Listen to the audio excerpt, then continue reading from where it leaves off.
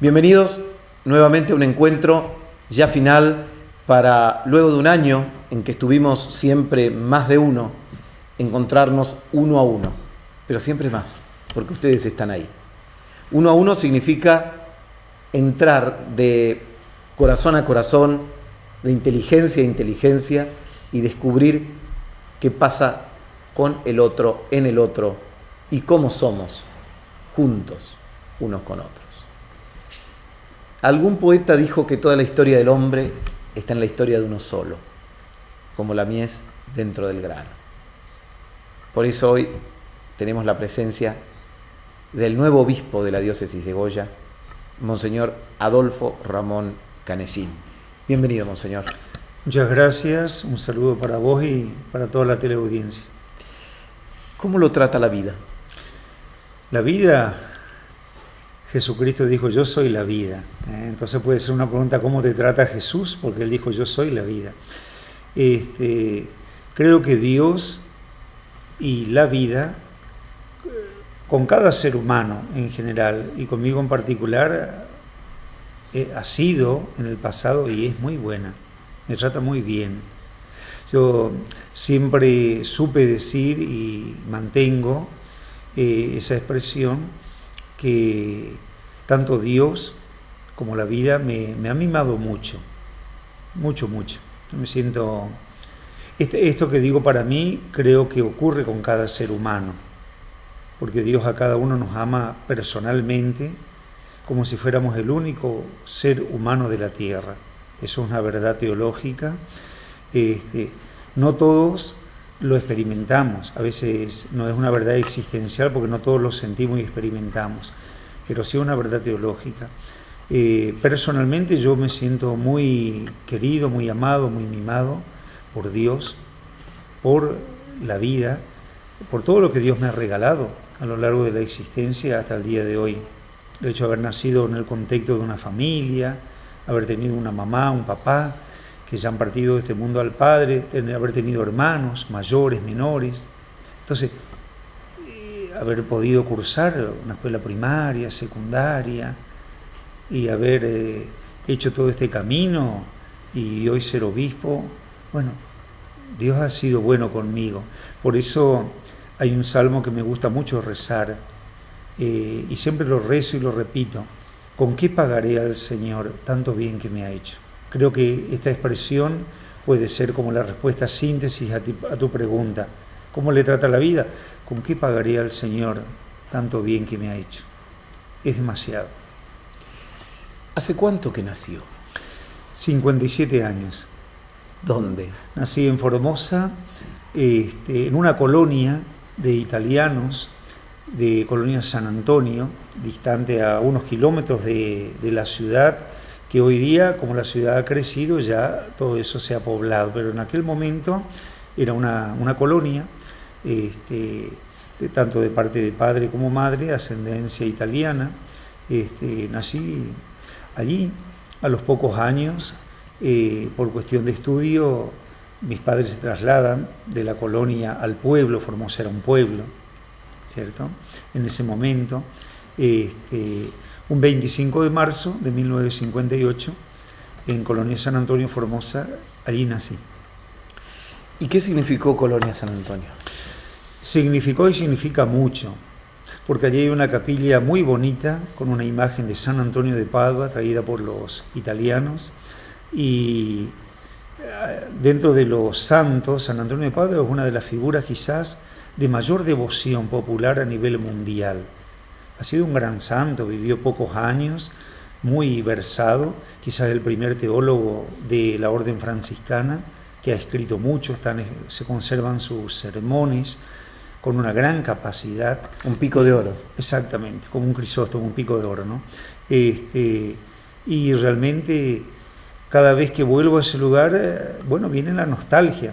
Suelo pasar, cuando estoy por Formosa, por donde todavía se conserva la casa, donde vivíamos allí. ¿Quién vive ahí ahora? Y mis padres vendieron todo ese terreno, ese campito que había, para poder comprar el otro lugar donde se fueron a ubicar en la ciudad. ¿Y qué hacían sus padres? ¿Qué hacía su familia? Bien, Mi familia, mamá, ama de casa. Era lo tradicional en aquella época, ¿no? Y más en los italianos. Y más italiano. Y papá trabajaba como hacendado, como ganadero, en el campo, hombre de a caballo.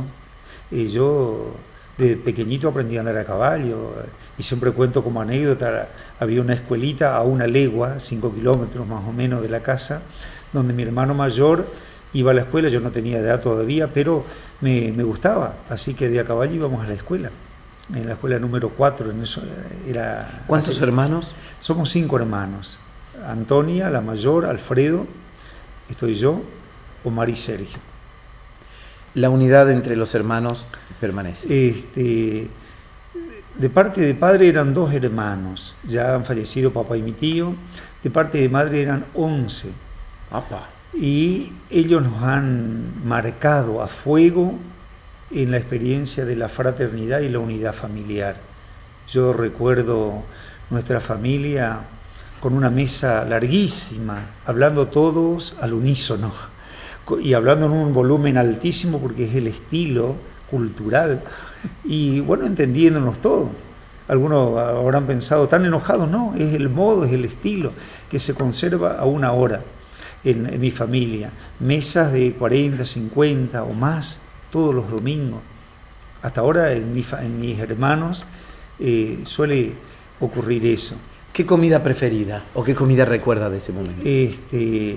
Yo recuerdo de mi crianza algo muy simpático. De lunes a viernes, al mediodía sopa y puchero. Todos los días, de lunes a viernes. A la noche, todos los días asado a la parrilla, de lunes a viernes. Porque tenían carnicería mis padres. Entonces lo más económico, lo más rápido, así que el ácido úrico, colesterol, todo eso, si no está, es por gracia de Dios, pero estará ahí en la puerta o en la ventana. Sábado era guiso de arroz y domingo pastas. Y algo que recuerdo de mi madre, que lo conserva mi hermana Antonia, los sábados a la tarde comenzar a cocinar para el domingo. Ajá. Siempre pastas. Puede haber cualquier variedad de comida, pero siempre pasta. Tallarines, canelones, ñoquis, ravioles. La pasta no puede faltar. ¿Cómo era ese niño Adolfo? ¿Tuvo algún sobrenombre? Varios sobrenombres. Es decir, yo hasta ahora creo que conservo, que por ahí pestañeó mucho, como un tic nervioso. Así que uno de mis, parece que antes lo hacía más, semáforo. Era uno.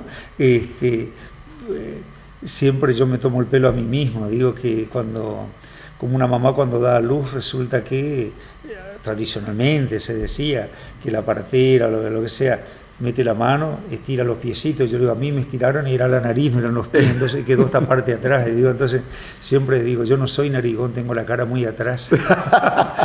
Y cuando sacan al bebé, como que lo levantaban de los piececitos, ¿no? Y digo, a mí me agarraron de las orejas, entonces se pegaban las orejas separadas de la cabeza. Así que bueno, otro apodo habrá sido Tucán. Ajá. ¿No? Por decir así. Claro. Creo que hubo muchos apodos a lo largo. Que hoy serían bullying, ¿no? Hoy serían bullying. Hoy sería, pero a mí no me ha generado ningún trauma, ¿no? Yo los recuerdo con mucho cariño. ¿Por qué? Porque era un modo, era un estilo que no creo que haya tenido intencionalidad de generar heridas ni trauma. Era una descripción. Era una manera de tratarnos. Yo en lo personal no me siento ni traumado, a tal punto que lo cuento como en este momento, ¿verdad? Y hasta riéndome de eso, de ese recuerdo. ¿Cómo se asume un defecto físico, un defecto, una falencia? Bien, hoy que estoy en este camino de la iglesia, este camino de fe, fui aprendiendo a descubrir que el dejarnos amar por Dios y el sabernos amados por Dios es lo que puede sanar mucho la historia personal. Y el saber que Dios me amó desde la eternidad, con amor eterno te amé, dice la Biblia, que Dios me pensó y me soñó, no soy fruto de la casualidad, soy fruto de un proyecto, soy fruto de un plan, Dios me amó. Siempre suelo decir, yo no sé si papá Pedro y mamá Carmen, cuando se expresaron el amor propio de los esposos, tenían el deseo de engendrar un Adolfo. No sé, ya tenían 2 hijos. Bueno, Adolfo vino, después vino Omar y Sergio.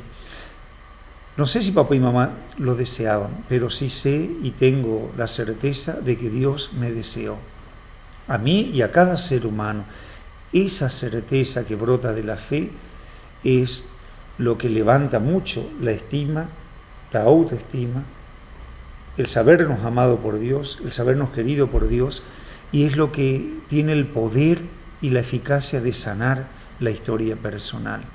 Por eso la Iglesia hoy recomienda mucho, como uno de los primeros grandes temas, incluso en un documento de la Iglesia Navega Mar Adentro, cuando se habla de la espiritualidad que debe animarnos en esta etapa de la historia, la primera nota de la espiritualidad es el amor de Dios. Tenemos la certeza de ser amados por Dios. Hemos conocido el amor que Dios nos tiene, dice San Juan en su carta, y hemos creído en Él.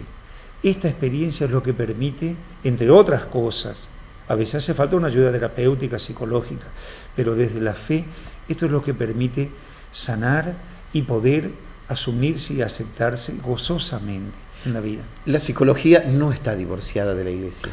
Por supuesto que no, o sea, hubo una etapa en la cual sí, quizás décadas atrás, hoy día se habla mucho de la psicología espiritual. La misma Iglesia, en otra etapa de la historia, no apelaba a la psicología para la formación sacerdotal. Hoy está establecido de que toda persona que va a ingresar a un seminario haga un psicodiagnóstico, donde se orienta para que los test respondan a lo que la Iglesia necesita conocer de la persona candidata al seminario. Entonces, yo creo que gracias a Dios, como todo va evolucionando, respetando que la psicología como ciencia tiene un ámbito, respetando los ámbitos de la fe, los ámbitos de la ciencia.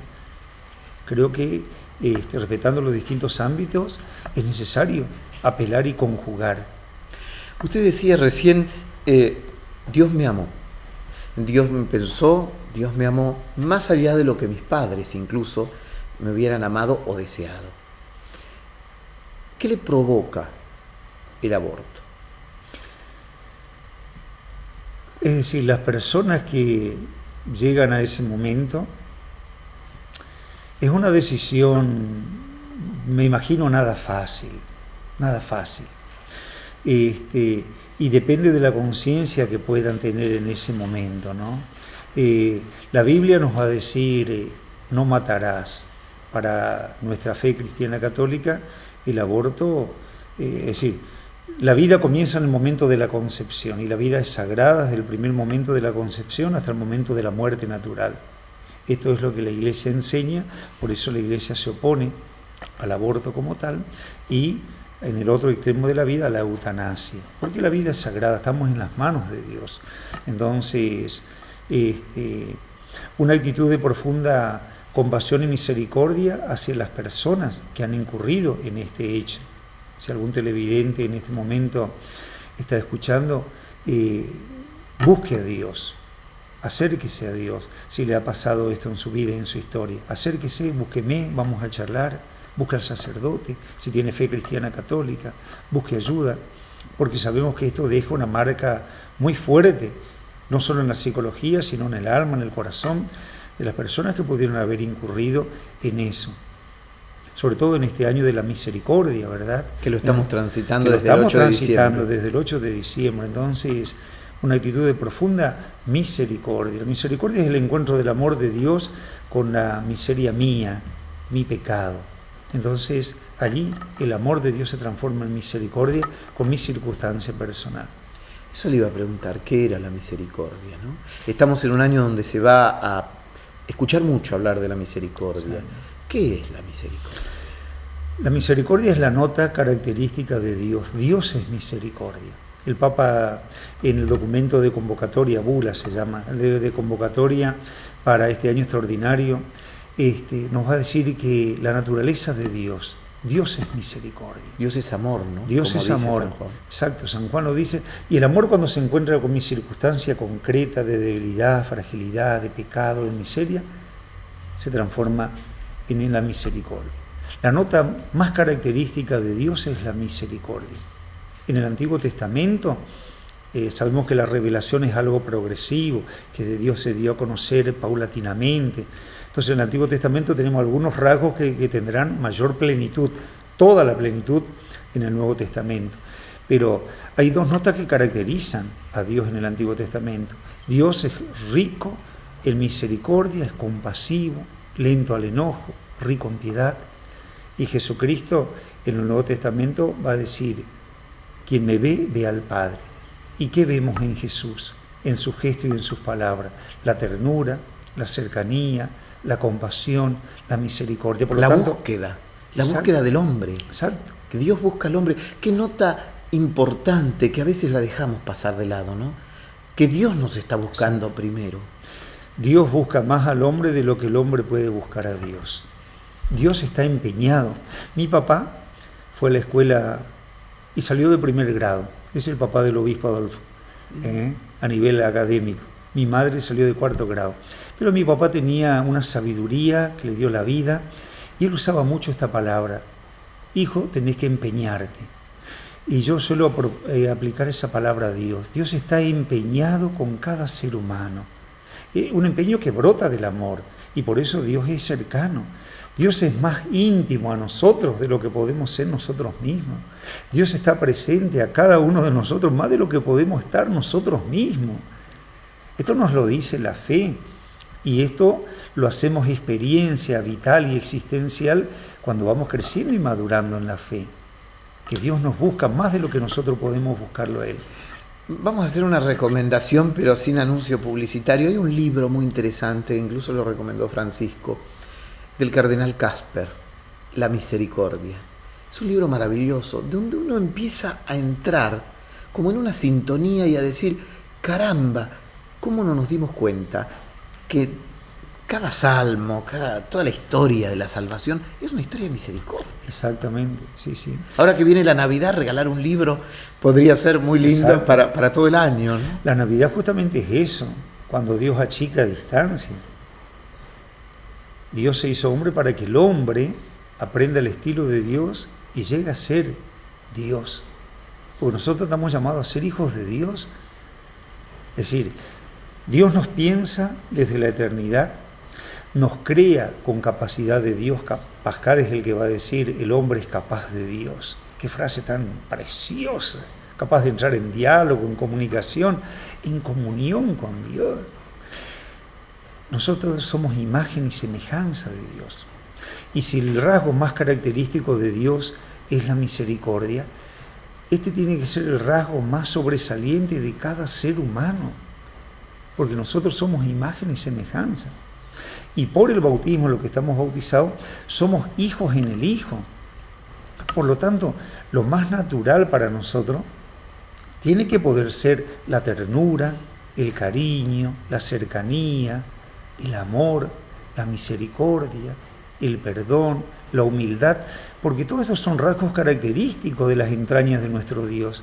Y si nosotros somos imagen y semejanza de este Dios, por eso estamos llamados a parecernos a Él. Y esta es la gran revolución.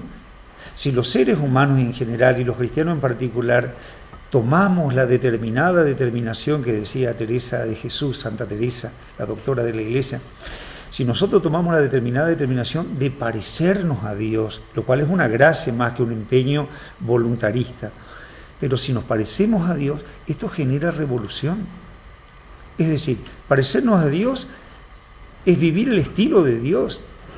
Los santos vivieron el estilo de Dios y por eso en su entorno han generado lo que generaron.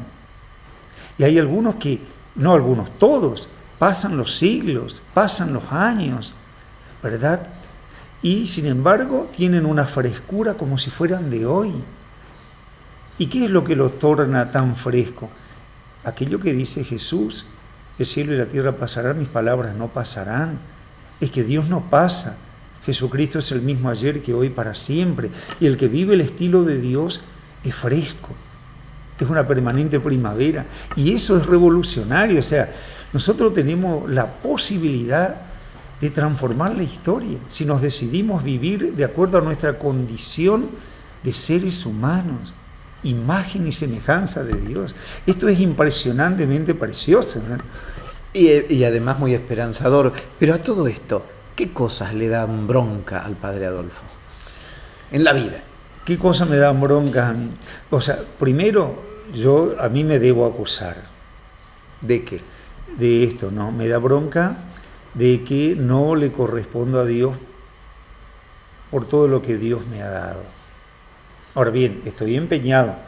Esa bronca, ojo, es decir, no es que me genere ni trauma ni nada, porque yo tengo que autoperdonarme con el perdón de Dios. Pero digo, conociendo yo estas cosas que acabo de expresar, ¿cómo es que todavía no soy parecido a Dios?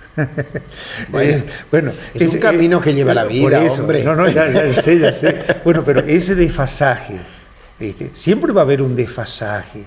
Mis confesores, yo suelo confesarme frecuentemente de mis pecados, ¿no? Tengo el hábito de la confesión mensual de mis pecados.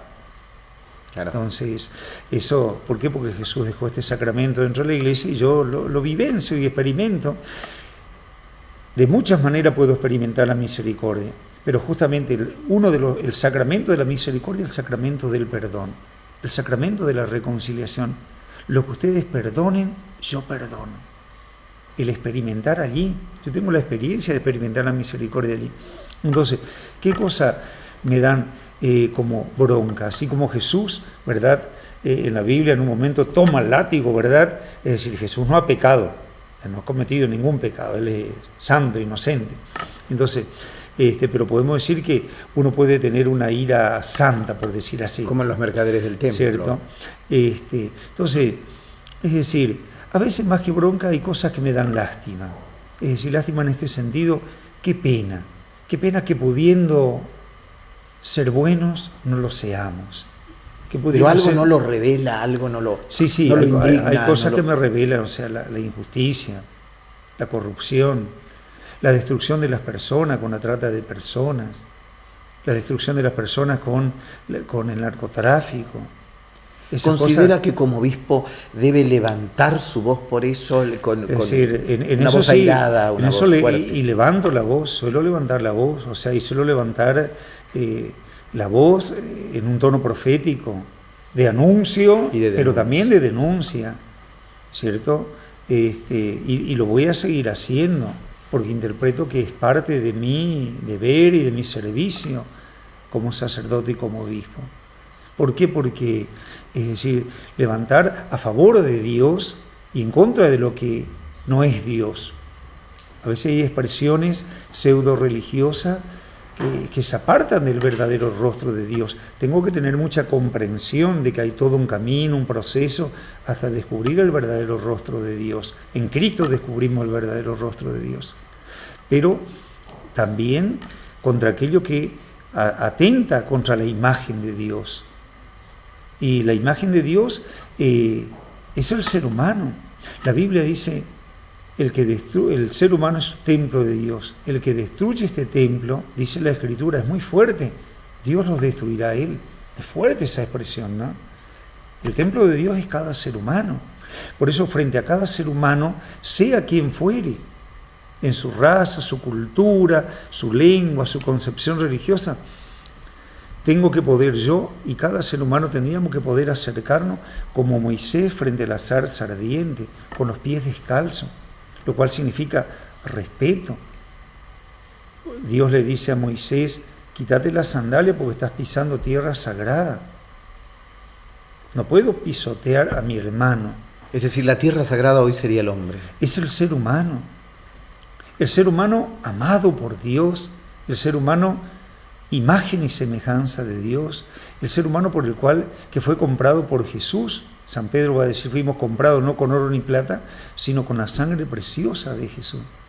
No puedo pisotear la sangre de Jesucristo, pisoteando a mi hermano, con mis pensamientos, sentimientos, palabras o acciones. Por eso es revolucionaria la fe cristiana católica. Si vivo en serio, esto genera un trato, un estilo, un modo de ser que transforma la realidad. La vivencia de la fe tiene que incidir notoriamente en la transformación social. Si no incide, no está siendo una fe auténticamente cristiana y evangélica. Porque nadie puede amar a Dios a quien no ve, sino ama al hermano concreto al cual se ve. Dice la palabra de Dios.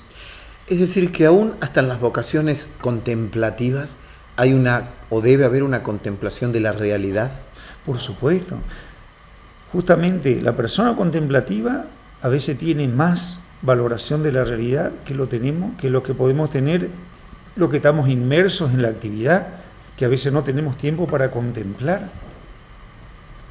A mí me ha admirado cada vez que me acerqué a las carmelitas descalzas, a los benedictinos, a las dominicas que están aquí en la Valle.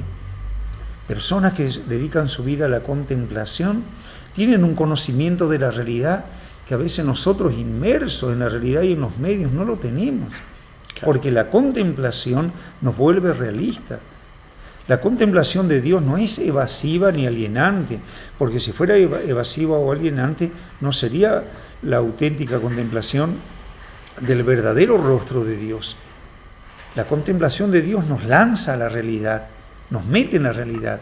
Por el principio de la encarnación, Dios se encarnó, se embarró los pies y embarrado los pies dio la vida por nosotros. Y una vez que Dios lo resucitó, subió al cielo, pero Jesús dice, yo estaré siempre con ustedes, todos los días, hasta que se acabe este mundo. Por lo tanto, Él asciende, pero sin irse, Él sigue estando. Dios se ha hecho historia y se ha quedado en la historia. Monseñor, estamos en un mundo donde la nueva era, las meditaciones, las escuelas de espiritualidad más allá de lo religioso, espiritualidades o sensaciones o necesidades de trascendencia del hombre se expresan en distintas, desde sectas hasta movimientos laicos de meditación y trascendencia. Esta suerte de alienación, es decir, me elevo y soy puro espíritu, ¿no es, considera usted, la espiritualidad correcta?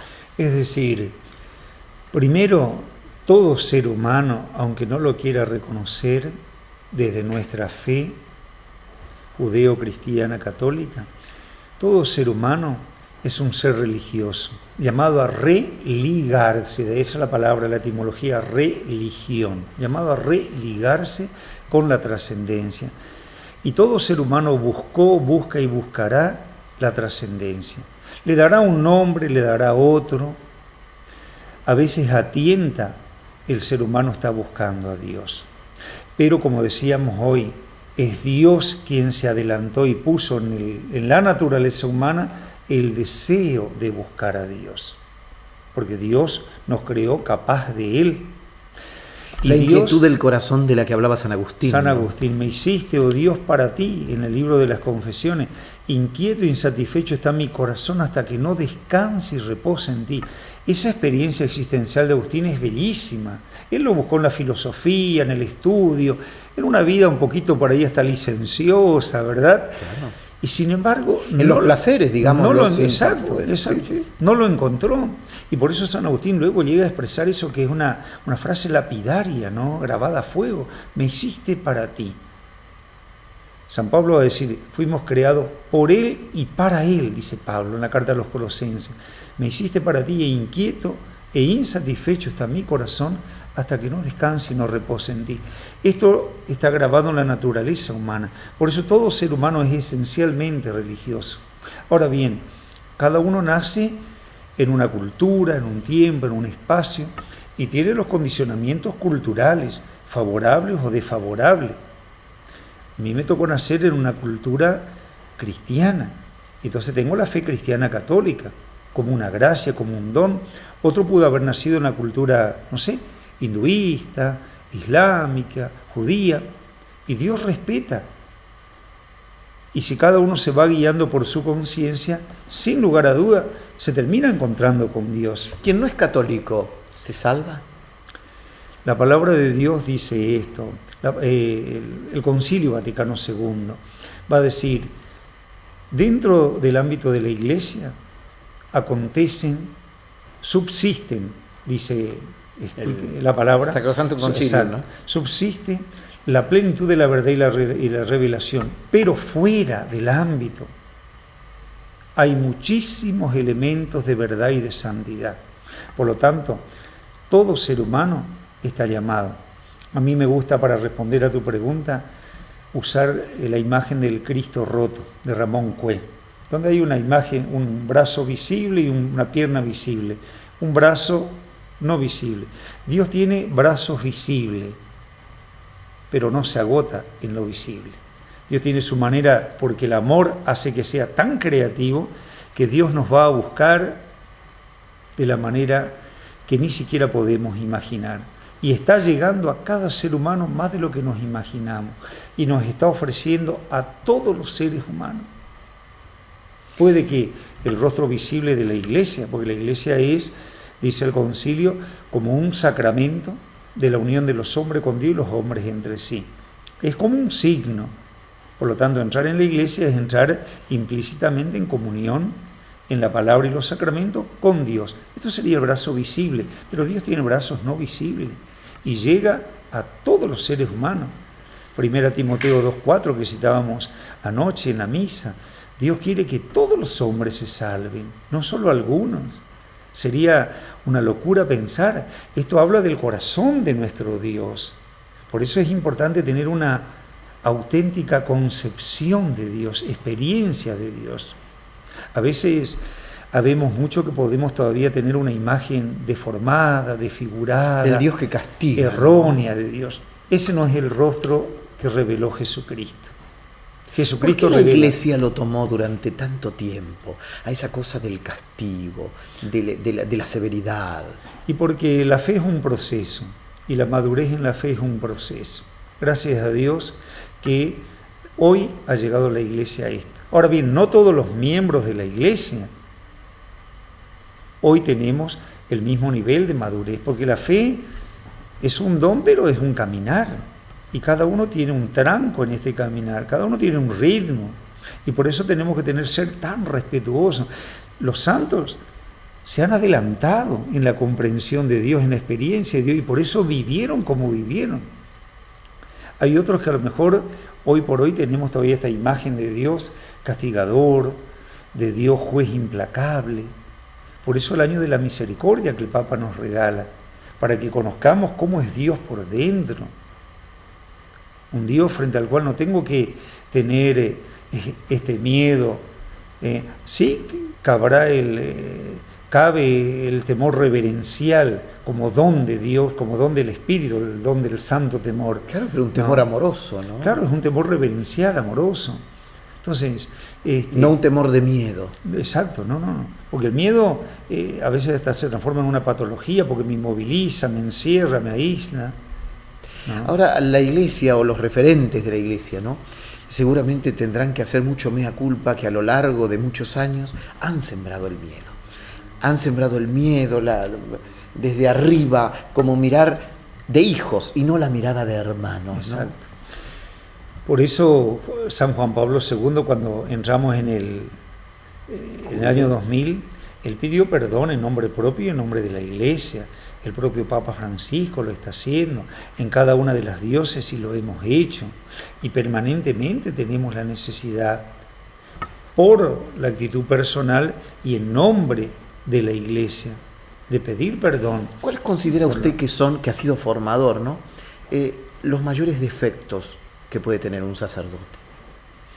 Es decir, quizás el mayor defecto, por un lado, es no haber entendido y comprendido, o no comprender, a quién tiene que representar, a quién tiene que hacer presente.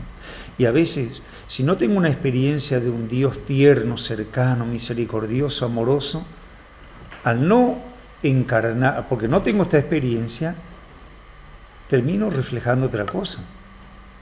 Es el mismo tema del cual estamos hablando, ¿no?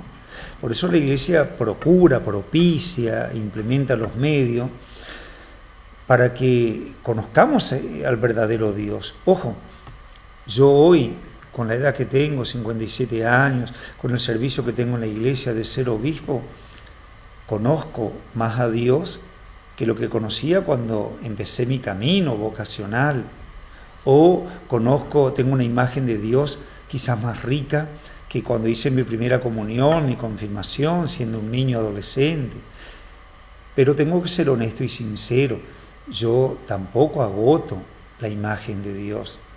Tampoco sería muy soberbio de parte mío decir, yo tengo la plena comprensión de lo que es Dios. Estoy gateando el camino de Dios. Si yo conociera más a Dios, reflejaría un rostro distinto, diferente, más genuino, más auténtico, más parecido al original. El original es Jesucristo. Jesucristo pudo decir, quien me ve, ve al Padre. Esta es la gran meta, que nosotros podamos decir, ¿quieren conocerlo a Dios? Mírenme, mírennos. Dios es así. Lo expreso en mis gestos y en mis palabras. ¿Cómo surge su vocación? La vocación, la mía y la de todos, la vocación es un llamado de Dios, siempre es la iniciativa de Dios. Usando el neologismo del Papa Francisco, Dios nos amó primero. Dios nos primerió. Dios siempre se anticipó y se anticipa, ¿no? Desde la eternidad Dios ya pone en el corazón de cada ser humano no solamente el llamado a la vida, a la fe, sino el llamado a la vocación específica. Será tarea de cada uno de nosotros crear un ambiente propicio, una atmósfera adecuada, lo que me gusta llamar la cultura vocacional, que mucho la predico. Estoy tratando de llenar la diócesis de Goya con este tema. Que no es necesariamente el sacerdocio, sino a descubrir el rol en la vida. Descubrir el lugar que Dios quiso y quiere y soñó desde la eternidad para cada ser humano. Cada ser humano tiene un lugar en la iglesia y en la sociedad. Por eso, todo niño, adolescente y joven, la principal tarea que tiene es la de discernir conforme a los talentos que Dios le dio, y los talentos le han sido dados conforme al llamado original de Dios. Y los talentos y las capacidades se van a realizar si cada uno encuentra ese lugar específico en la iglesia y en la sociedad. Y esto transforma la realidad eclesial y social. ¿En su caso cómo fue? ¿Cómo fue mi caso? A los 14 años yo ya había recibido la primera comunión y la confirmación, porque como tengo 57 años, en aquella época se hacía de niños. Claro. 2 de abril del año 58, a los 8 días de haber nacido, me bautizan. El 8 de diciembre del año 68 recibo la Eucaristía, la primera comunión. 13 de diciembre de ese año la confirmación. ¿Por qué digo esto? Porque una de las cosas que procuro enseñar es que tenemos que acordarnos los momentos que Dios tocó nuestra vida. Claro. Y Dios tocó de muchas maneras, pero sobre todo en los sacramentos. Por eso los menciono. Porque si no, si yo voy a pedir, recuerden qué día fueron, y si yo no lo sé. A los 14 años yo ingreso a un grupo juvenil que marcó mi vida, de la parroquia San Miguel. A mí me bautizó un fraile, me dio la comunión otro fraile franciscano, me confirmó un obispo franciscano, mi primer obispo, y los 2 párrocos, Abel y Aldo, fueron franciscanos. Yo por eso llevo como signo la tau, la última letra del alfabeto hebreo, la tau, y que tiene un sentido profundamente bíblico, y San Francisco firmaba con la tau. ¿Qué significa? La tau, Francisco la usaba como signo de la minoridad, de ser el último, el más pequeño. Aquello de Jesús, el que quiera ser el más grande, que sea el más pequeño, el que quiera ser el primero, que sea el último. Ese es el sentido. Entonces yo lo elijo como signo, lo llevo en el anillo, lo llevo en el báculo, lo llevo en el logo, así lo puse en todos lados, porque quiero vivir mi condición de obispo, luego vuelvo al tema vocacional, sí. Quiero vivir mi condición de obispo desde la minoridad, desde la pequeñez, desde la sencillez, desde al estilo de Jesús. Él me llamó para lavar los pies, eso es ser obispo, Yo fui llamado a lavar los pies. Esa era una pregunta que venía, ¿no? ¿Qué era ser obispo? Servir a la manera de Jesucristo y llevar la preocupación no solamente de una familia pequeña, no solamente de una capilla o una parroquia, sino llevar la preocupación de la diócesis y lavar los pies a todos los que puedo encontrar en el camino de la vida dentro de la geografía diocesana. Estábamos en el grupo de jóvenes. Grupo de jóvenes. Allí estuve 8 años. Hice un proceso de discernimiento. Yo hice la escuela técnica, me recibí de técnico electromecánico. Trabajé de técnico electromecánico ¿Trabajó? de los 16 años hasta los 22. Trabajaba como técnico electromecánico, me había especializado en refrigeración y en la parte de electricidad de los automóviles. Esa era mi profesión, mi vocación. O sea que ya la diócesis no gasta en electricistas automotores. Ahora no, porque ahora todo se ha crecido tanto, ahora todo estamos hablando electrónico, en aquella época, pero en eso trabajé y mi vida se desarrollaba, mi familia, trabajaba mucho en mi familia porque mis padres nos enseñaron a trabajar, la gran herencia que nos dejó es el trabajo manual, físico. Estudiaba, trabajaba fuera de casa para ayudar a la familia. A mi papá se le ocurrió morir joven. Mis padres tenían la edad que yo tengo ahora cuando fallecieron los dos. Así que relativamente jóvenes han fallecido. Yo le cargo a mis hermanos porque les digo, ustedes los dos más grandes ya zafaron, los dos más chicos no llegaron, yo estoy en la edad. Así que entonces le digo a la gente de Goya, prepárense para un nuevo obispo, si a Dios se le ocurre llamarme a la edad que llamó a mis padres. En esta etapa, como buen joven también, por supuesto, uno se enamora. Tuve la gracia de conocer lindas, hermosas, bellísimas experiencias de enamoramiento. ¿Estuvo de novio? Estuve de novio, sobre todo en 2 ocasiones, con noviazgos largos. La última novia que tuve, 3 años. Cuando yo explicito mi vocación al sacerdocio, dejo la profesión, el trabajo, dejo la familia y también dejo mi noviazgo. ¿Cómo fue ese momento? No es fácil, ¿verdad? Porque las procesiones van por dentro y uno tiene que hacer un camino de discernimiento. Por eso, en esto de crear la cultura vocacional es enseñar a la gente a discernir lo que Dios soñó, pensó, planificó, proyectó desde la eternidad. Para eso hay que escuchar mucho. Tengo las orejas grandes, no quiere decir que tenga capacidad grande de escucha. Hay que tener una capacidad de contemplación de la realidad, porque Dios nos habla a través de la realidad. Yo cuando explico mi vocación digo que Dios me llamó de muchas maneras, pero me llamó a través de la necesidad, a través de la realidad. No había curas, como acá en Goya no hay curas, hay pocos sacerdotes. Si miramos la realidad, Dios nos llama también a través de la realidad. Ahora, no, la realidad le decía no hay curas, pero usted tenía su camino enfocado con su novia, con su trabajo, una vida que podía ser muy llana. Y ahí es donde surgió la pregunta, ¿y por qué yo no? Cuando empecé a preguntarme por qué no, se desató todo este proceso que llevó tiempo. Entonces, gracias a Dios, a mi familia, al trabajo, a el grupo juvenil donde estuve y a los noviazgos que Dios me permitió vivirlo sanamente, porque el noviazgo, como es la expresión del amor, el amor no hace daño, dice la Biblia, Romanos 13:10, el que ama no hace daño. Todo esto a mí me ayudó a discernir que Dios quería que yo sea sacerdote. Y 35 años atrás tomé yo la decisión de dejar todo, porque Jesús me lo pedía para embarcarme en este camino. ¿Y qué le dijo su novia? Y bueno, tuvo que aceptar. Es decir... ¿Se asustó? Yo creo que se liberó. No, pero digo, en ese momento, o ya venía viendo que la cosa... Es decir, ella sabía porque estábamos juntos, trabajábamos en la iglesia, servíamos en la iglesia, guiábamos la misa juntos, servíamos a los pobres. Nuestro grupo teníamos un compromiso sociológico muy fuerte, por más que era la década del 70, una década difícil en la Argentina.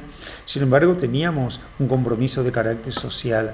Visitábamos a los pobres, a veces a mí me tocaba a lo mejor afeitar a los abuelitos, y ella le lavaba la ropa, limpiábamos la casa, servíamos en la iglesia. O sea, había ya como un conocimiento de todo esto. Sí. Aparte, yo ya lo había expresado, que si esto crecía y se explicitaba, ¿cierto? Ahora bien, ¿cuándo tomé la decisión? En el año 79 hicimos la primera peregrinación del NEA de los jóvenes a Itatí, 5.000 jóvenes de todo el nordeste argentino. Año 80, a mí ya me quemaba por dentro, ya llevaba 3 años de novio con Ana María, y entonces tenía que tomar una decisión. Ya me miraban así, mirá, ya son 3 años, ya estás trabajando, tenés tu profesión. Trabajaba en la Ford, en la concesionaria de Ford, digamos así, estaban dadas como las circunstancias para pensar en una opción, en un estado de vida. Entonces camino a Itatí pidiéndole a Dios por medio de la Virgen de Itatí, bueno, ayúdame a tomar una decisión, ya, a ver por dónde. 73 kilómetros se camina para llegar a Itatí, segunda peregrinación. Cuando vuelvo de Itatí sabía lo que tenía que hacer y eso hice. Bueno, mirá, voy a ingresar al seminario. Nadie entendía nada, yo mismo no entendía muchas cosas. Mi familia menos, la familia de ella tampoco, mis compañeros de grupo tampoco. Cuando iba a rezar, sentía la voz del Señor y el llamado en lo profundo. Cuando estaba en el trabajo, con los jóvenes, en los bailes, porque nos gustaba bailar todos los fines de semana, amanecíamos bailando con este grupo juvenil. Nosotros teníamos el detalle de elegir nosotros nuestra propia fiesta. No íbamos a los boliches. ¿Por qué? Porque teníamos este orgullo de decir, nosotros elegimos la música que queremos escuchar. ¿Por qué otros van a elegir la música? ¿Por qué vamos a escuchar lo que otros quieren? ¿Por qué vamos a respirar el ambiente, el aire que otros quieren contaminar? No, nosotros vamos a crear nuestro espacio. Y como éramos un grupo de cerca de 60, 80 jóvenes, bastante. Nosotros creábamos nuestro espacio, nuestra música. Y entre nosotros elegíamos eso. A propósito de eso, ¿qué opina del celibato? El celibato es un don. Es un don. En la Biblia hay dos textos bíblicos que son como la carta magna del celibato cristiano, de la virginidad cristiana. Cuando Jesús dice, hay algunos que son eunucos de nacimiento, otros por culpa de los hombres y otros porque Dios le ha dado a entender. Le ha dado a entender significa Dios le ha dado el don. Por lo tanto, el celibato es un don, un regalo, una gracia que hay que pedir y hay que secundar y hay que cultivar. Y en 1 Corintios 7 es otro texto que habla de esto, ¿no?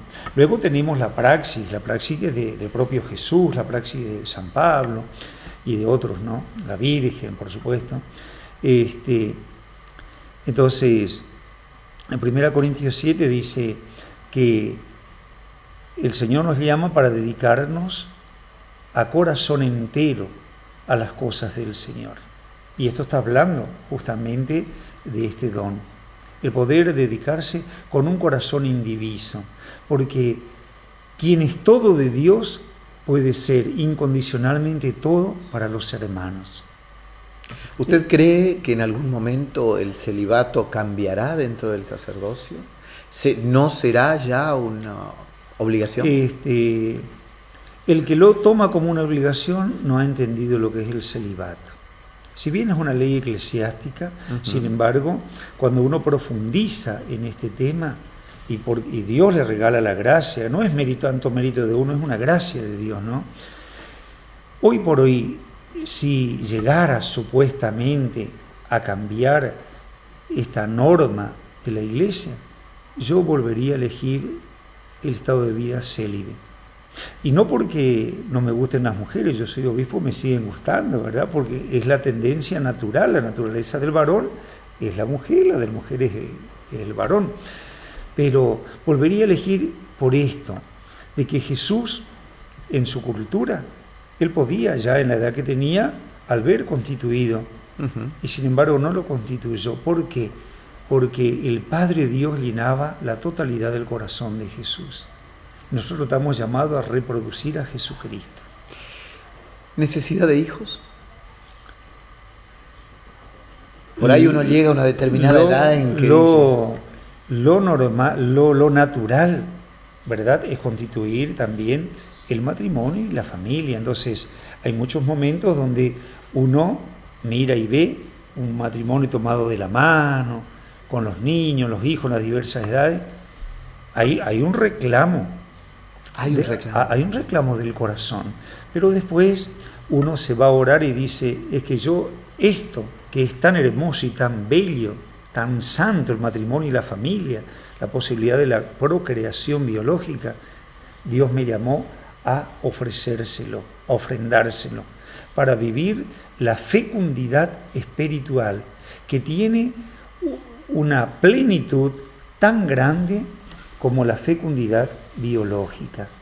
Ahora bien, cuando Dios le regala la gracia y uno logra vivir así, lo vive con libertad, lo vive y entonces puede amar a la gente, puede amar a todos, a los niños, adolescentes, a los jóvenes, a los adultos, a los ancianos, y en ese amor uno se dona y en ese amor uno recibe. Amor como donación, ¿no? Exacto. Es decir, aunque duela, la capacidad oblativa, es decir, uno es célibe no para sí mismo, es célibe para donarse, y en esa donación nosotros tenemos que reflejar el rostro de Dios que se dona a todos, abre los brazos a todos, pero no los cierra con exclusividad en nadie. Eso es el celibato. Este año tuvimos el Sínodo de la Familia. A nivel mundial se reunieron cardenales, obispos, sacerdotes y laicos para hablar, debatir, analizar la realidad de la familia hoy. ¿Qué nos puede decir de la familia? Primero, que es un detalle muy grande de Dios. Dios es familia. El Padre Julián Cini en su chamamé nos dice, es que Dios es Dios familia, Dios amor, Dios Trinidad, de tal palo, tal astilla, somos su comunidad. Preciosa, como el poeta sabe decir. Es un detalle de Dios, de la Iglesia a través del Papa, para hacernos descubrir el valor que tiene la familia según Dios y según la Iglesia. Por eso convocó un sínodo extraordinario el año pasado, y por eso el sínodo ordinario este año, para ver cómo, desde la doctrina de siempre, salir al encuentro de la realidad familiar hoy. Esta realidad que tiene un abanico de expresiones culturales y en la realidad. Y entonces en este abanico de hoy, la Iglesia, con la enseñanza de siempre, porque la palabra no pasa, quiere salir al encuentro para servir, para acoger, para tener misericordia, para acompañar. Ahora, después que terminó el sínodo, el Papa puede, si él así lo quiere, sacar un documento con todos los aportes que el sínodo le ha hecho. Y ese documento seguramente revelará, ¿verdad? Y podrá ayudar y será como una norma donde se nos va a ayudar para salir al encuentro de la familia hoy. ¿Está en crisis la familia? La familia humana está en crisis. Por eso las guerras, la violencia. La familia que hemos conocido nosotros, de una mamá y de un papá. Ojo, en otras épocas también hubieron otros modos de concebir y de vivir la familia. Hoy como que ha eclosionado, como han eclosionado muchas cosas, porque tenemos que contextualizar lo que hoy estamos viviendo, ponerlo dentro de esto que dicen los técnicos, un cambio epocal. Hay un cambio de época. Sí. Dentro de este cambio epocal global, dentro de esta crisis de civilización global, la humanidad ha vivido varias crisis de civilización, varios cambios epocales. En otra época no se notó tanto porque no estaba mediatizado como hoy. Hoy, gracias a los medios de comunicación, somos una aldea global. Una aldea global. Y por eso estamos viviendo con la resonancia que hoy se vive. Bueno, dentro de este cambio epocal y crisis de civilización, tenemos que situar la crisis de cada ser humano, la crisis del matrimonio, la crisis de la familia, la crisis de las instituciones que estamos viviendo en nuestro país, en el mundo entero, la crisis en la capacidad de relaciones. Entonces, la palabra crisis a veces la hemos dejado con un sentido peyorativo, negativo. Crisis es ocasión para crecer.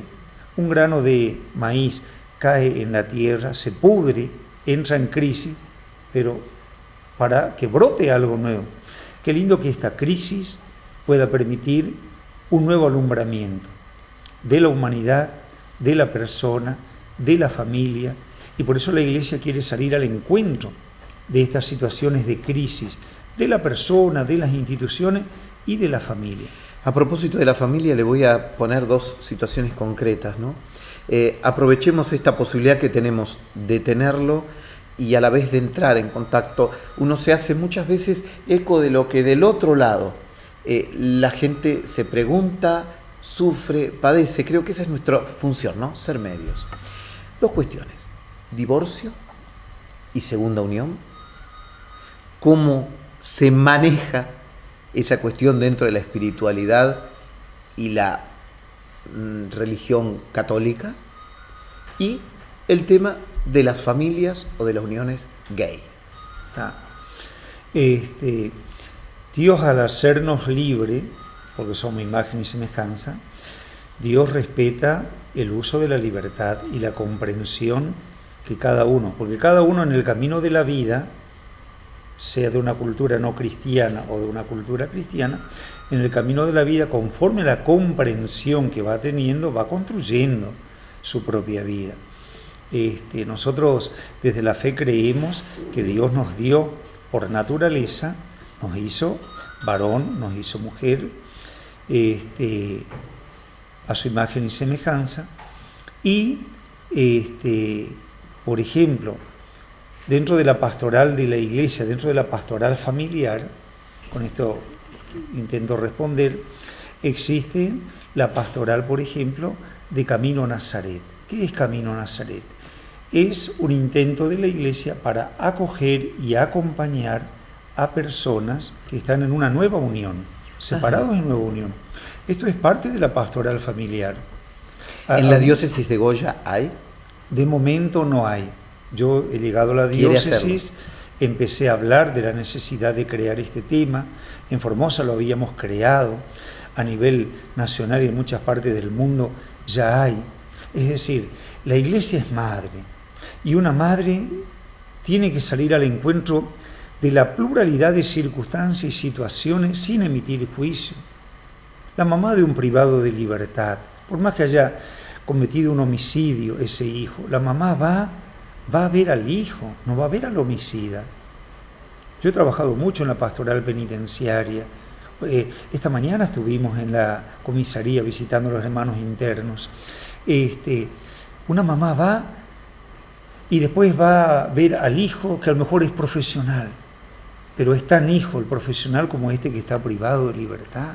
La iglesia es madre, la iglesia quiere salir al encuentro, y por eso el sínodo, porque el Papa quiere que nosotros tengamos la capacidad de parecernos a Dios y salir al encuentro de cada circunstancia, de cada situación. Por eso el Papa habla de que la iglesia tiene que ser hoy como un hospital de campaña, porque estamos heridos. Y por eso el Papa, con esa imagen tan hermosa, ¿verdad?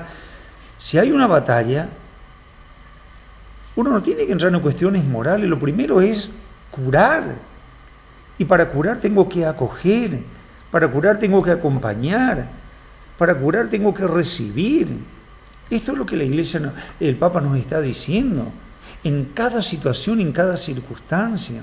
A veces nosotros enseguida vamos a un juicio moral, que también es necesario en su momento, pero dada la circunstancia de este cambio de época que está dejando un tendal de herido, lo que tenemos que hacer es salir desde una actitud de compasión, de cercanía, de ternura. Por eso el año de la misericordia. Entonces, frente a estas circunstancias que vos recién acabás de decir y tantísimas otras, tenemos que ser un hospital de campaña. Con el tema gay lo mismo. Con todas las circunstancias de las personas.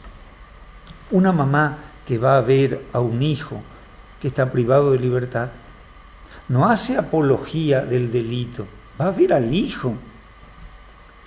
Cuando yo acompaño a una pareja en nueva unión, no hago apología de estoy recibiendo a estas personas. Si yo acompaño a personas que hoy manifiestan tal o cual orientación en su vida o tal opción, no estoy haciendo una apología de este estado, estoy atendiendo a una persona, es una persona humana, antes de tal o cual opción, es persona. Del otro lado hay adolescentes y padres, seguramente con problemas de adicciones. Estamos en una época de Navidad, estamos en el año de la misericordia. En ese contexto, ¿cuál sería su mensaje? Primero decirles que Dios está muy cerca de la persona con problemas de adicciones.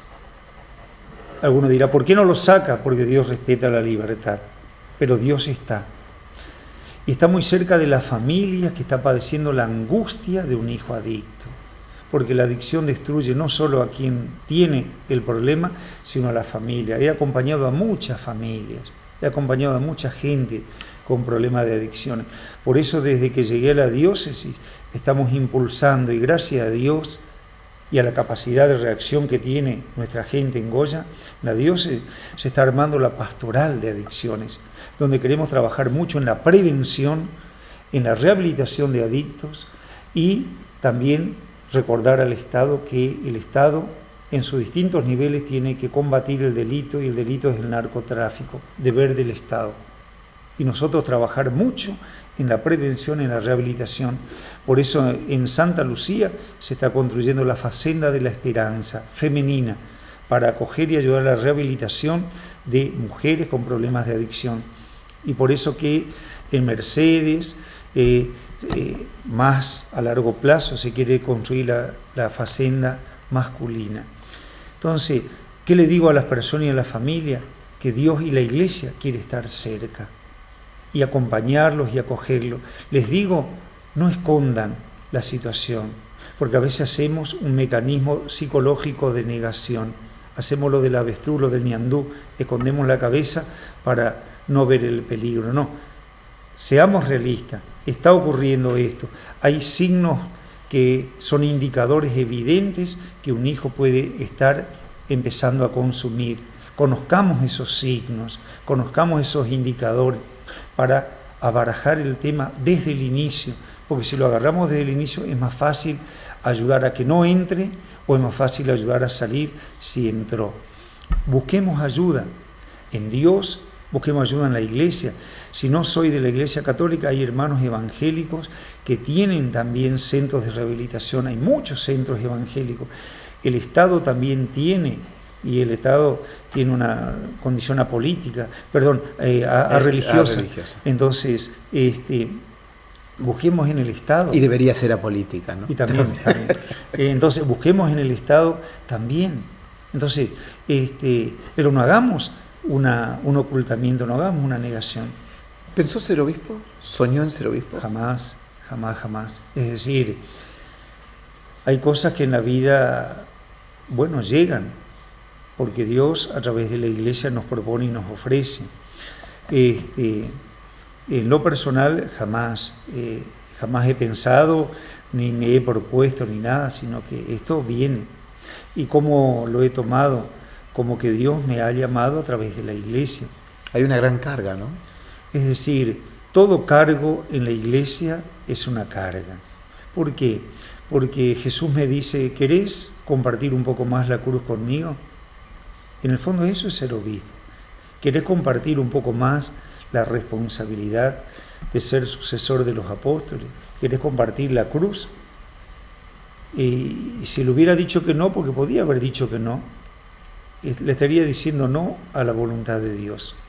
Cuando el nuncio apostólico me propuso de parte del Papa el 1 de diciembre del año pasado, el 25 de noviembre del año pasado, a mí me llaman de la nunciatura. Por eso estos días yo lo estoy viviendo haciendo memoria. Y cuando me llamaron sabía para qué me llamaban. ¿Por qué? Porque sé que ese tipo de llamado es así. El 1 de diciembre yo viajo a Buenos Aires porque allí esto no se dice por medio telefónico. Entonces el nuncio me convoca a la nunciatura y cuando el nuncio me dice, mire, el Santo Padre lo ha designado usted obispo de Goya, ¿usted qué dice? Le preguntan, porque uno puede decir que no. Le dije, mire, señor nuncio, siempre procuré, no me ha salido tan bien, esa es la realidad, pero siempre procuré hacer la voluntad de Dios. Yo quiero seguir procurando. Si yo dijera que no a Dios a través del Papa Francisco, ¿cómo voy a rezar el Padre Nuestro? ¿Cómo le voy a decir al Padre, hágase tu voluntad? Y yo quiero seguir rezando el Padre Nuestro. Entonces dígale al Santo Padre que cuando formó a sus alumnos en el seminario, nunca le habló de la carrera, ¿no? Como dice Francisco. Es que si alguien lo toma así, tiene que salirse del seminario. El que toma el camino vocacional al sacerdocio como una carrera no tendría que estar en el seminario. ¿Le ha tocado decir a los jóvenes, sería mejor que te fueras a tu casa a ser un buen laico? Me tocó como rector, yo tuve 6 años de rector, me ha tocado, algunos lo entendieron y lo agradecieron, otros no lo entendieron y se han enojado muchísimo. Mi madre siempre dice, y que tiene bastante experiencia de vida, es preferible un buen laico y no un mal sacerdote. Exacto, sí. Y es tarea nuestra ayudar a discernir, ¿verdad? Es tarea nuestra. Entonces, algunos lo entienden y te lo agradecen, otros no, se ofenden, pero bueno, es parte del oficio, es parte del servicio. ¿Cómo piensa manejar su relación como obispo con la política, los políticos y el poder, el gobierno? El Estado y la Iglesia, 2 instituciones, tenemos los mismos destinatarios, porque el ciudadano generalmente es cristiano y más en nuestra realidad. La mayoría de los ciudadanos son cristianos y los cristianos son los ciudadanos. Por lo tanto, tenemos los mismos destinatarios, pero tenemos como distinta finalidad, distintos servicios. La Iglesia tiene un servicio eminentemente religioso, buscar el anuncio del Evangelio, la construcción del reino en la realidad temporal, en orden a la vida eterna. En muchas circunstancias habrá que trabajar juntos, por ejemplo, una catástrofe o alguna circunstancia que así lo amerite, pero tiene que ser un trabajo coyuntural, subsidiario, para el bien coyuntural de los ciudadanos y los cristianos. Luego, es bueno que cada uno recupere su ámbito propio, Entonces, un subsidio no lo hará callar. No, porque, no lo condicionará. Por supuesto que no, es decir, yo vengo de una realidad donde en lo personal tengo esta conciencia, que las cosas de Dios y de la Iglesia tenemos que hacerla con el ritmo que hacen los pobres su casa y sus cosas. Entonces, en lo personal, yo nunca he pedido nada al Estado, ni he recibido nada del Estado, en lo personal.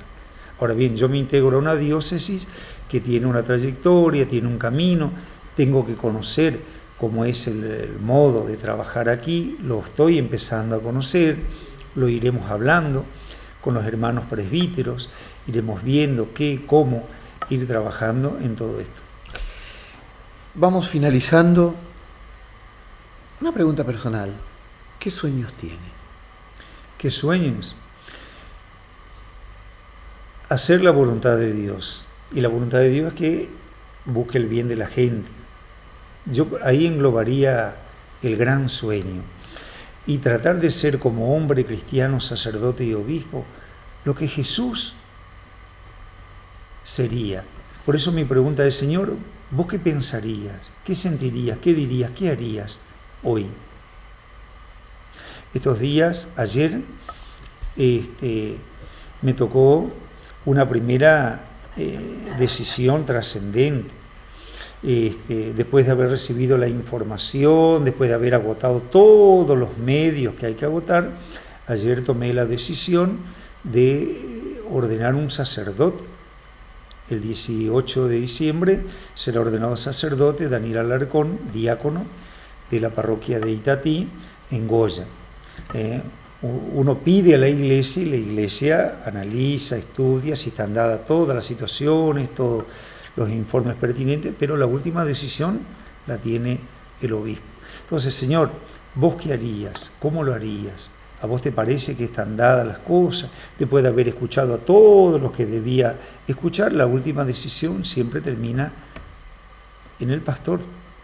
Y allí donde se vive quizás ese momento de soledad y esa decisión de cara a Dios. Bueno, Dios no nos pide más de lo que humanamente podemos. Uno tiene que alcanzar una certeza moral en las decisiones. Y bueno, hasta ahí es donde Dios nos pide informarnos bien. Bueno, ayer yo he tomado esa decisión. Entonces, y he tenido paz. ¿Por qué? Porque he agotado todas las instancias que la Iglesia me pide que agote. Entonces, ¿qué sueños? El sueño es eso, poder servir.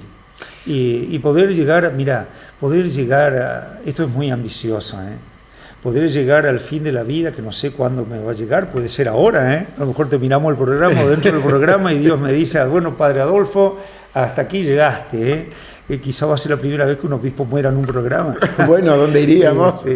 ¿Cómo es? Poder llegar y decir como Jesús, todo se ha cumplido. Llegar al fin de la vida, cuando Dios lo disponga, y decir, todo lo que Dios quiso y quería para mí, procuré interpretar y procuré cumplir. Por eso hay un canto que dice, qué triste debe ser llegar a viejo, cansado y con las manos sin gastar, qué triste integridad la del pellejo, que nunca se jugó por los demás. Qué triste debe ser tener de todo si hay tantos que se venden por un pan. Bueno, así no quisiera llegar al fin. Quisiera poder llegar y decir, y eso es un sueño, todo se ha cumplido. Pero para eso, cada día en lo cotidiano, Señor, ¿qué querés? ¿Cómo querés? ¿Cómo puedo hacer esto? ¿Vos qué harías? ¿Qué haría Jesús en mi lugar? Bueno, eso es lo que procuro soñar dentro de mi debilidad, de fragilidad y pecado, porque es bueno que todos sepan que el obispo es un ser humano. Es muy bueno que lo sepan. Débil, frágil y pecador. Por eso en algún momento de la charla yo les compartía que suelo celebrar frecuentemente. Todos los días pido perdón de mis pecados, todos los días. Y cada tanto a través del sacramento de la reconciliación. A propósito del confesor, ¿no? Se me ocurre preguntarle qué espiritualidad abraza o con cuál se siente más cómodo. Es decir, la Iglesia tiene para el clero diocesano, yo soy parte del clero diocesano, fui sacerdote diocesano, una espiritualidad específica, la espiritualidad de Jesucristo, buen pastor, la caridad pastoral. Y esta caridad pastoral enriquecida por otras espiritualidades, donde estaría la espiritualidad franciscana. Eso me ha impactado a mí y es lo que procuro, ¿verdad? La del Jesucristo, buen pastor, enriquecida y también abierta a todas las otras espiritualidades que aportan muchas cosas y que me permiten vivir. La unidad, ¿cuál es el precio de la unidad? Sean uno es el lema que yo elegí para mi logo episcopal, ¿no? Que es la oración sacerdotal de Jesús, Juan 17, sean uno para que el mundo crea, porque la credibilidad depende de la unidad de la propia persona, la unidad en el matrimonio, la unidad en la familia, la unidad en cada comunidad eclesial, la unidad como iglesia, la unidad como sociedad, la humanidad está llamada a ser una. Entonces, esto tiene un precio. Jesús pagó ese precio. A veces ese precio es que te descalifiquen, que te dejen de lado, que te proscriban, que te marginen, que te persigan. Y en algunos casos el precio de la unidad es el martirio, un martirio que a veces es lo cotidiano, el morir cada día, y el martirio cruento si Dios lo quiere y permite. Hay un himno de la Iglesia, ¿no? Muy lindo, de completas creo que eso, de los mártires. Martirio es el dolor de cada día, si en Cristo y con amor es aceptado. Exactamente. ¿No? Esos pequeños martirios cotidianos. Martirio cotidiano. Su mensaje por esta Navidad. Por esta Navidad, Dios se hace hombre para que el hombre llegue a ser Dios. Este gran trueque. Dios se aproxima para que nosotros seamos prójimos. Dios se hace hombre para que aprendamos el estilo de Dios. Y el estilo de Dios es la misericordia. Por eso en el año de la misericordia vivamos la Navidad desde esta clave. Dios se hace hombre para que yo me haga parecido a Dios. Y lo más genuino de Dios es la misericordia. Dios se hace hombre para que yo aprenda a ser misericordioso. Para eso se hace hombre. Por eso Jesús va a decir, y es el gran lema del año de la misericordia, misericordiosos como el Padre. Vivamos así la Navidad. Hagamos en el corazón y en cada casa un pequeño pesebre. Jesús, María y José, la Sagrada Familia de Nazaret. Que puedan faltar muchas cosas, pero que no nos falte, aunque sea un dibujito de Jesús, María y José. El misterio de Nazaret, el misterio del pesebre de Belén. Allí, con esa pobreza tan simple, allí está el misterio de Dios acercándose a nosotros. El cielo y la tierra se unen porque Dios se hace hombre para que vos y yo aprendamos de Él a ser como Dios. Y el estilo de Dios es la cercanía, es la ternura, es la misericordia, es la compasión, es el perdón, es la solidaridad. Aprendamos de Dios, supera la distancia del cielo a la tierra, superemos distancia, pidamos perdón, perdonemos, superemos distancia. Resonancia sociológica de la Navidad, achiquemos el abismo hondo y ancho de ricos y pobres. Si entendemos el misterio de la Navidad, tiene resonancia sociológica, y esto no es ideología marxista, porque Cristo vino mucho antes que Carlos Marx. Es el misterio de la Navidad. Achiquemos distancia, compartamos, seamos solidarios. Por lo tanto, Dios se hace hombre para esto, para que sintamos su cercanía, que no estamos solos, que Él viene a compartir la vida con nosotros, que Él viene a compartir nuestra aventura, nuestra experiencia, para decirnos: yo estoy con vos, no estás solo, en tu dolor, en tu sufrimiento, en tu prisión, en tu cárcel, en tu adicción, no estás solo. Yo vengo a compartir con vos y vengo para que vos, si querés, porque Dios nunca obliga, aprendas de mí a parecerte a mí. Y si te animás a ser parecido a mí, vas a ser misericordioso, vas a ser tierno, cercano, vas a vivir el amor, y esto va a generar una revolución en la iglesia y en la sociedad. Este estilo que es el estilo de Dios. Antes de darnos la bendición de la Navidad, a todos nosotros, a nuestro canal y a los que nos miran, yo quiero aprovechar para agradecer a todos ustedes el acompañamiento a lo largo de este año. Fue para nosotros un gran desafío poder compartir distintas realidades, la política, la cultural, la social, la religiosa, pero siempre con el acompañamiento de ustedes. A todo el equipo y a ustedes, televidentes, muchas gracias por este año compartido. Perdón por los defectos y nos reencontramos el próximo año. Su bendición, Monseñor. Con mucho gusto, deseando una profunda feliz Navidad y un fecundo año nuevo. Deseando eso para todos los televidentes, para los que trabajan aquí en el estudio, para toda la humanidad, Deseando eso, que este feliz Navidad no sea una fórmula, deseando que sea eso. Dios se hace hombre para que el hombre llegue a ser como Dios, misericordioso. Deseando eso, yo les imparto mi bendición sobre cada persona, matrimonio y familia, sobre las instituciones y desde aquí sobre toda la humanidad. La bendición de nuestro Dios el Padre, el Hijo y el Espíritu Santo descienda y permanezca para siempre. Feliz Amén. Navidad para todos. Gracias, muchas gracias, Monseñor Canessy. Muy bien. Gracias a vos.